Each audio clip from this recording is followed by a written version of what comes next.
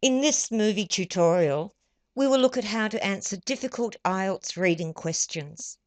In the first part, read the short text and answer the question yourself.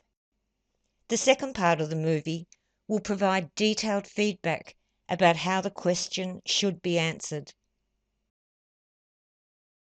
Before you start, we also have a sheet with the text and question, plus a list of difficult words and expressions, which you can print if you wish. To download the sheet, click the link below the movie. When the question and the reading text appear, the movie will automatically pause for 5 minutes.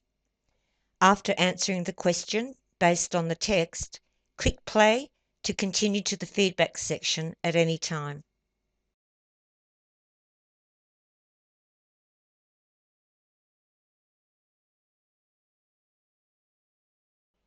Now go to the answer and feedback. Before we examine the possible answers, listen to the question and the text. According to the text, earlier and recent research into caffeine, A, produced evidence that caffeine is not harmful. B, used very different methods of research. C, obtained evidence from only a small number of women. D, concluded that pregnant women should not drink caffeine. Recent research has indicated that women who drink the equivalent of more than 5 cups of coffee a day are more than twice as likely to miscarry as non- or low coffee drinkers. Blood samples collected from pregnant women analyze levels of paraxanthine, a substance produced when caffeine is broken down by the liver and which remains in the blood much longer than caffeine.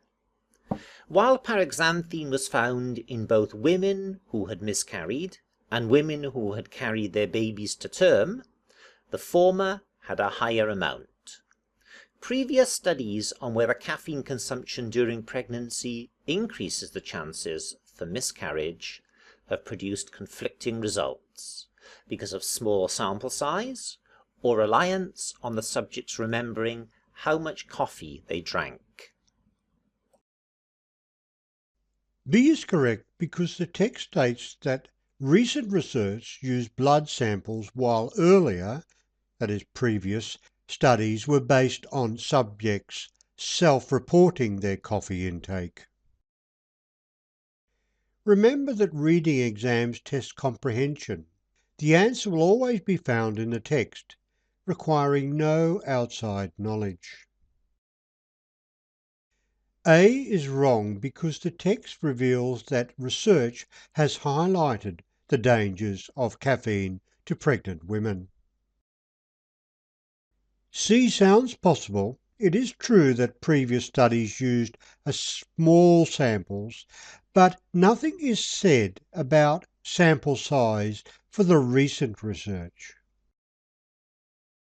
D is incorrect because the research does not offer this advice. It simply highlights the dangers of high intake of caffeine. That concludes your tutorial.